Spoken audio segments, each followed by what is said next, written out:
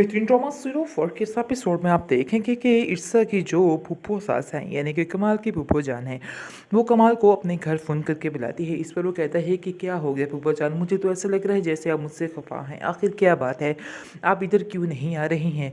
आगे से वो कहती है तुम मेरे घर आओ तो मैं तुम्हें सारी बात बताती हूँ। जैसे ही कमाल उसके घर जाता है तो वो उसको कहती है कि तुम्हें इरसा और आइज़ल के दरमियान फ़र्क रखना चाहिए। तुम जानते हो कि आइज़ल तुम्हारा खून है, तुम्हारी बेटी है, ये बात तुम्हें कभी भी नहीं भूलनी चाहिए।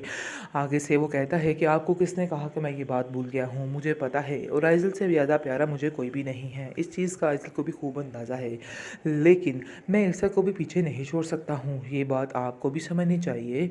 लेकिन ये बात आइज़ल नहीं समझ पा रही है, तरह तरह से उसको ज़लील करवाने की कोशिश कर रही थी। आप क्या समझते हैं कि मैं बच्चा हूँ, मुझे कुछ समझ नहीं आ रहा।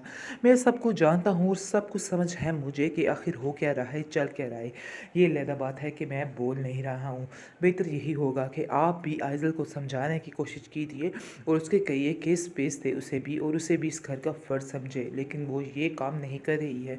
वो उसको इस घर का फ़र्द नहीं समझ रही है, जिसकी वजह से घर में काफ़ी ज़्यादा इख्तलाफात बढ़ रहे हैं। आप नहीं जानती हैं, बल्कि मैं तो कहता हूँ कि आप भी कुछ दिन आकर हमारे घर रुक जाइए, ताकि आपको भी सारे चीज़ें नज़र आएँ और आप आइज़ल को अच्छे तरीके से समझा सकें।